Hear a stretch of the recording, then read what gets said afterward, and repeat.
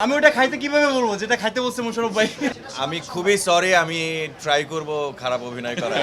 আমার মনে হয় বনলতার ডিরেক্টর যদি আরেকবার সিনেমা বানায় ওইটাই ভালো লাগতো, এছাড়া বাকি যেটা বানাচ্ছে সব ঠিক। আর এটার বাড়তি পাওয়া হচ্ছে এত অসাধারণ গুণী শিল্পী সমাহার ছিল। আমরা আড্ডা মেরে অনেক মজা করে কাজটা করেছি। আমার ধারণা সেই মজাটা স্ক্রিনে দর্শকরা দেখতে পাবে।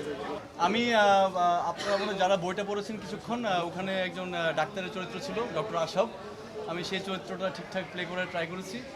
উইন টু রেসপেক্ট, এই ক্ষেত্রে আমাকে সবচেয়ে বড় অবদান হচ্ছে আমার রাইটার স্বাধীন, সামিউল, আমার director Tarim Noor. And finally আমরা সিনেমা হলে আসলে সিনেমাটা দেখছেন, আমি নিজেও আসলে খুব ইমপ্রেস সিনেমাটা দেখে। একটু আগেও একটা হলে গেলাম, সো সবাই খুব ইমোশনালি কানেক্টেড সিনেমাটাতে। সো আমি চাইবো যে সিনেমাটা যাতে অনেকদিন মানুষকে এভাবে আনন্দে রাখে আর কি। আপনারা কেমন পাচ্ছেন? আমি তো দেখে অভিভূত। আমি সিনেপ্লেক্সে আসি বা আমার সিনেমার প্রথম থেকে, ক্যারিয়ারের প্রথম থেকে আমি সবসময় সিনেমা হলে আসি, অডিয়েন্সকে কানেক্ট করি, ওদের সাথে কথা বলি, ওদের কেমন লাগছে সিনেমা। সো আমি আসলে এই সিনেমা নিয়ে আমি রিয়েলি অভিভূত। ওরা আসলে অনেক ইমপ্রেস, ওরা আসলে এই ফ্যামিলি ড্রামাটাকে কানেক্ট করছে এবং আমার মনে হয় যে এখন যে কথাবার্তা চলছে বাকি কাজটা ওরাই করছে। এটার অনেক কারণ আছে, কারণ লাস্ট ঈদে আমার সবচেয়ে বড় অডিয়েন্স হচ্ছে আমার আব্বু আম্মু, যারা সিনেমা খুব ভালো করে দেখেন এবং বুঝেনও ইনফ্যাক্ট। তো লাস্ট ঈদে ওনারা বললো যে এত মারামারি কাটাকাটি সামাজিক সিনেমা করো একটা। তো আমার মনে হয় যে ওনারা সবচেয়ে বেশি খুশি হবে যে এই ঈদে আমি একটা ঠিকঠাক সিনেমা করেছি। আমার মনে হয় বনলতার ডিরেক্টর যদি আরেকবার সিনেমা বানায় ওইটাই ভালো লাগতো, এছাড়া বাকি যেটা বানাচ্ছে সব ঠিকঠাক। আমি ওটা খাইতে কিভাবে বলবো যেটা খাইতে বলছে মোশাররফ ভাই। আমি নিজে পার্সোনালি মোশাররফ ভাইকে প্রতিবার সিনেমা হলে মিস করি, উনি দারুণ। আমার মনে হয় যে ওনাকে দেখা আল্লাহ, এখন তো বলে দেয়া যাবে না। আমার মনে হয় সিনেমাটা দেখেন।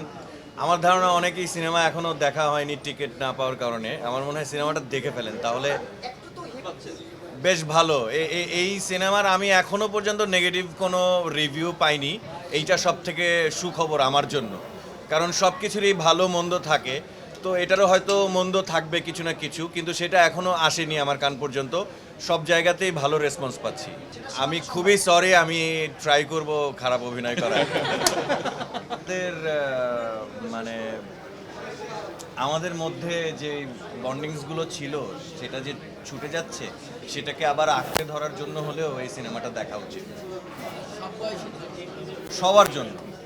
সবার সাথে সবার যে সম্পর্ক, সবাই মিলে আমরা যে আসলে মানে একত্রভাবে যে আমরা চলি, পুরো দেশটাকে আমরা এগিয়ে নিয়ে যাই, সেই জায়গাগুলো আসলে বোঝার জন্য হলেও এই সিনেমা দেখা সবার প্রতি সবার।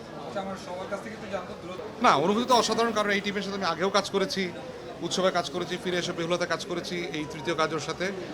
আর ওর সাথে কাজ ভাই আমার করার সব ছবিতে অভিনয় করেছে। একমাত্র অভিনয় সম্ভবত